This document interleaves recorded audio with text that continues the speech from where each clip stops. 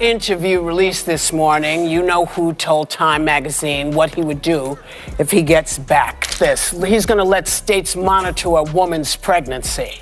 And he's going to absolutely consider pardoning January 6 rioters. Of course. So he's admitting he's going to staff a White House and the entire federal government with either liars or lunatics. Also, this is my favorite. Yeah. And I'm going to tell you before I say it that it enraged me. I was proudly the person responsible for the ending of something that all legal scholars, both sides, wanted and, in fact, demanded be ended. Roe v. Everyone is talking about Whoopi Goldberg after her big revelation about Trump.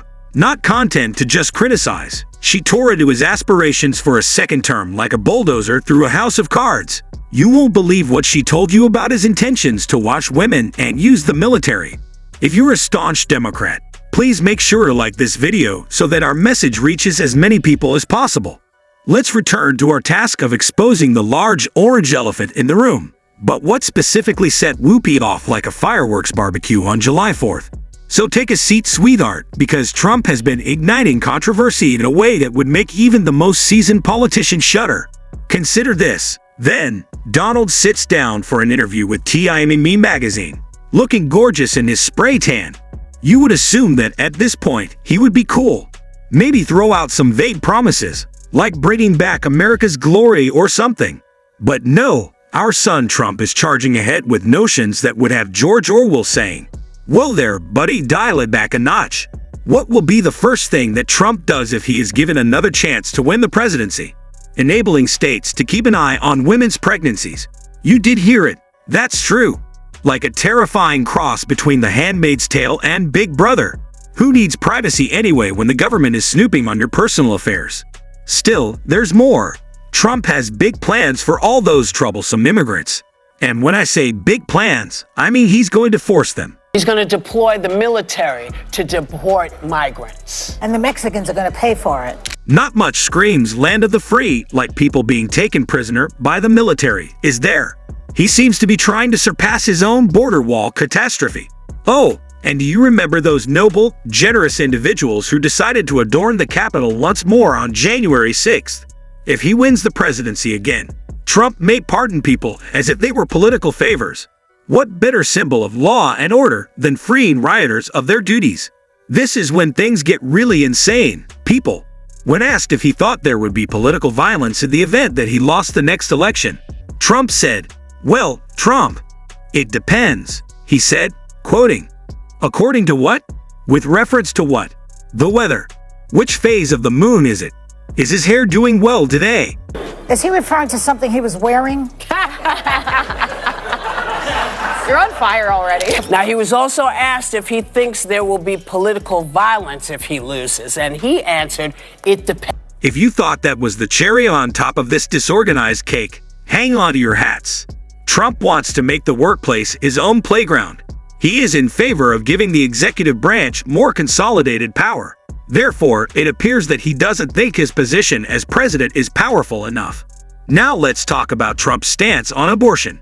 He strongly supports granting states the authority to enact their own laws.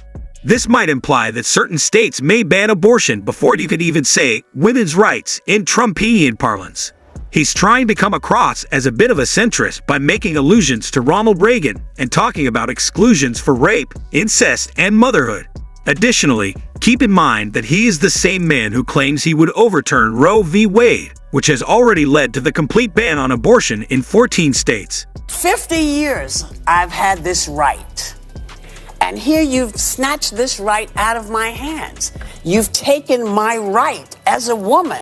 What was it about Whoopi's statement that had everyone in stitches? Then get ready for the fight of the century, both verbally and physically. Our girl Whoopi delivered a wave of truth, leaving Trump lost in his own bullshit, refusing to just clap back. Consider the following. Whoopi looks straight at the camera, her eyes blazing and her voice full of justified rage. "Yes, sir, no one in your family was hanged," she says. "The tint of your family member's skin prevented them from being sought after." How audacious of you! There is no anti-white issue here. You are acting in an anti-humanist manner here. No, sir. Sir? Yeah, sir. Nobody in your family was hung. There is a definite anti-white feeling in the country right now. Nobody in your family was chased because of the color of their skin. How dare you? There's no anti-white issue here. And voila, did you experience that? That noise represented the sound of Trump's ego shattering into a million tiny pieces. As opposed to disagreeing, Whoopi crumpled his comments and threw them in the trash. Let's analyze this rhetorical attack together. First of all, notice that she opens with "Yeah, sir." It was as though she was saying, "Listen up, you orange buffoon." The rich sarcasm might be slathered over toast. She then gets right to the point. Nobody in your family was hung. I'm hurt. Whoopi is telling everyone, including President Trump, that his family has not witnessed the horrific acts of racial violence that African Americans have endured for centuries. In actuality, Trump's claims of anti-white hostility are as baseless as his initial hair color. Whoopi isn't finished yet. There was no one in your family who was pursued due to the color of their skin, she says. One final, crushing blow. She is calling attention to the ongoing and incomprehensible racial injustices that people of color have to live with on a daily basis, something that Trump and his family have clearly never had to deal with. The last and most devastating blow was, "How dare you?" 3 words, but boy, do they make a big impression. Whoopi appears to be speaking for the millions of Americans who are expressing their indignation and fury because they are sick of Trump's racial baiting. However, Whoopi really pulls a quick one here. She not only disputes Trump's claim that she has an anti-white mindset, but she also totally flips the story. She states, "This isn't an anti-white issue. You are perpetrating anti-humanist issues here." And voila, she has successfully exposed the actual character of Trump's rhetoric, which is fundamentally anti-human and not only racist. What impact did Whoopi make? It felt like a truth bomb going off in the middle of a BS convention, to put it mildly. It's possible that the boisterous applause from home viewers gave their neighbors the idea that the Super Bowl was underway. For everyone who has ever wanted to tell Trump exactly where his anti-white crap can end, it was a rallying cry. It was more than just a television moment to remember. And what's best about the whole thing? It wasn't just Whoopi who was disgusted. She was joined by the whole View panel in saying, "Oh hell no," at Trump's latest verbal diarrhea. Joy Behar's caustic "oh, please" was the cherry on top of this shutdown dessert. Whoopi wasn't the only one who was ready to cook Trump like a marshmallow over a dung fire. I swear, it was going to get hotter than Trump's face after a disastrous spray tan. The View panel as a whole was prepared to turn it up. You know how sometimes your friends will stand by you when you're having a fight. This was kind of like that, except instead of your friends at the pub, it was a gathering of smart, indignant women on national TV. Moreover, instead of arguing about who was entitled to a beer, they were tearing apart the potential future of American democracy. Is there not any pressure? When Joy Behar initially appeared on the scene, she was known for her thick sarcasm that could be cut with a knife. She essentially said, "Hey, remember when this guy was president and a bunch of people died from COVID?" After looking into Trump's past, yes, let's refrain from doing that again.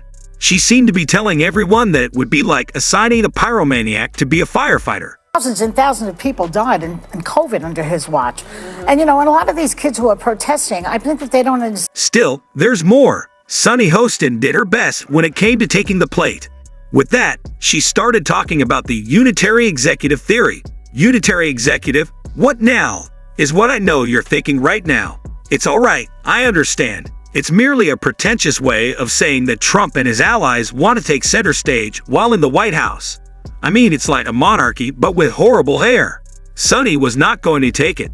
She branded this idea as anti-American faster than Trump could type "which HUNT" in all caps on Twitter. She spent a wonderful deal of time discussing the checks and balances that keep our government from turning into an overly dramatic reality TV show. If you vote for him, you know exactly what you're getting. Another thing that he said was this. He said, I don't have my reading glasses on, excuse me. We share. He said that his allies are laying the groundwork to restructure the presidency in line with a doctrine called the unitary executive theory. And our very framers were running away from that business model, right? They wanted to make sure, the founders, that there were 3 branches and that they had co-equal power. He wants to destroy that, everyone. Alyssa Farrow Griffin, a former Trump employee, came next.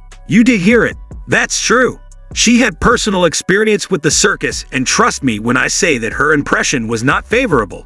If Trump were to return to office, she was worried about the people he might pick. They won't be the brightest bulbs in the box, so be warned. Joe Biden are neck and neck. It is very real that in 7 months we will wake up to President-elect Donald Trump, and that should be scary for every American. It is very scary, and I just want to underscore, because I want Trump to lose. And also, when a child sets a house on fire, you don't give them another book of matches. Right. He already was terrible as a president. Trump is looking for yes men and election deniers.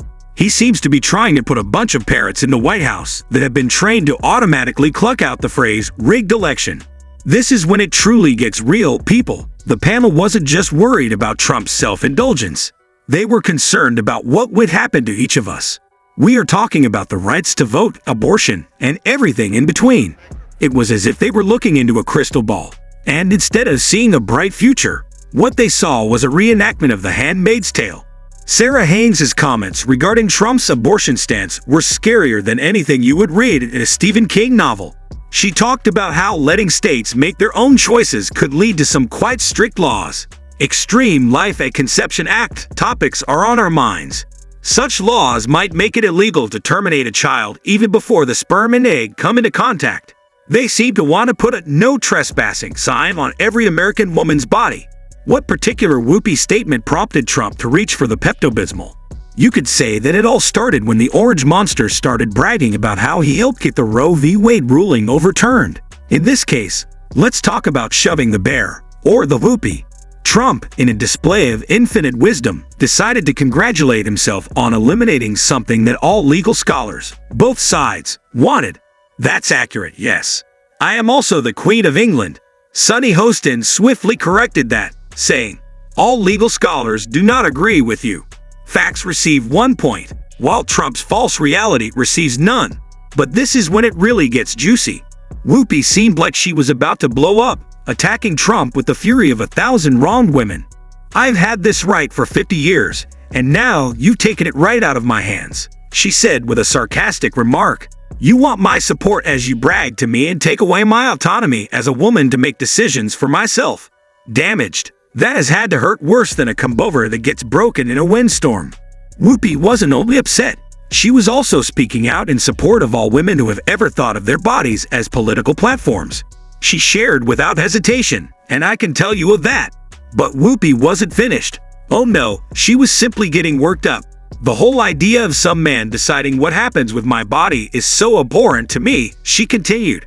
I love it, sweetie. She gave off the impression of being the voice of all the women who have ever had to stand up to a man when he isn't allowed to use her uterus as a puppet. Whoopi then expressed her opinion on abortion rights, stating that it is a class act. Getting an abortion is not required of you. Nobody is forced to get an abortion. I hope no one ever has to have one, and you never do, she said. And then she said, but if you find yourself in a position where you have to, I want to make sure that if you decide this is what you need to do, I'm going to get behind you because I don't know your life. Meanwhile, the rest of the View panel was nodding so hard that it looked like they were at a heavy metal concert. Joy Behar, who never backs down, called President Trump a lying liar who lies. All he says, she said, is, please keep me out of Leavenworth, vote for me, and put me in the White House. Damaged. Please have a sick burn. Because he doesn't have any principles. Right. He doesn't believe in anything. God knows what he's done in his past, by the way. Please vote for me. Yes. And put me in the White House and keep me out of Leavenworth. He has no interest in any of you or us. Sunny Hostin was also not permitted to be placed on hold. Trump was described as morally bankrupt by her, and she questioned how any devout lady or Christian could support him. It's similar to asking how someone could select a skunk as the nominee for Perfume Seller of the Year. Sarah Haynes, who pointed out that 14 states have complete bans with very few exceptions as a result of Trump's involvement, should not be ignored. It seems as though we have traveled back in time to a period before wonderful things like dinosaurs, and in their place are oppressive laws. Trump, thank you for nothing. Whoopi's verbal sparring session was like throwing a match into a powder keg of public opinion, rather than merely a memorable TV scene. The repercussions, more explosive than Donald Trump's hair in a windstorm, to put it mildly. Social media erupted like Times Square on New Year's Eve after Whoopi's disclosure. Twitter was trending. Facebook was breaking, and the lunch ladies at your local school were probably talking about it over the unexpected mystery meat. In a situation like this, people were siding with their grandmother faster than you could say coffee. The worst thing is that instead of just raising a few eyebrows, Whoopi's comments started a whole damn chicken riot. The audience of The View. There were so many cheers that it seemed like they were trying to invoke democracy. It was almost exactly like those, and everybody clapped memes that were brought to life, only with real people. However, the action involved more than just the studio audience. Nope, this spread like wildfire at the high school reunion. Whoopi's remarks were being retweeted by left-leaning Twitter users as if they were free avocado toast. "You go, girl," was practically echoing around the internet. However, not everyone was pleased with Whoopi's defeat, so MAGA hats are advised, folks. Trump's fervent fans were shouting fake news, faster than you could say alternative facts. It is like watching a gathering of children who have just been told that Santa isn't real. Throw a fit. He needs to be elected before he gets put in prison. That's his main goal. That's his fundraising goal. I think so. And now he's running to stay out of jail. To stay out of jail. So I think those are the his two drivers. motivations. And also, he is more. You could be thinking, so what? It's just another day in the wild world of American politics. The intriguing portion starts at this point. It was not only Trump versus Whoopi. No, that wasn't all there was to it. This concerned the power of words to shape public opinion.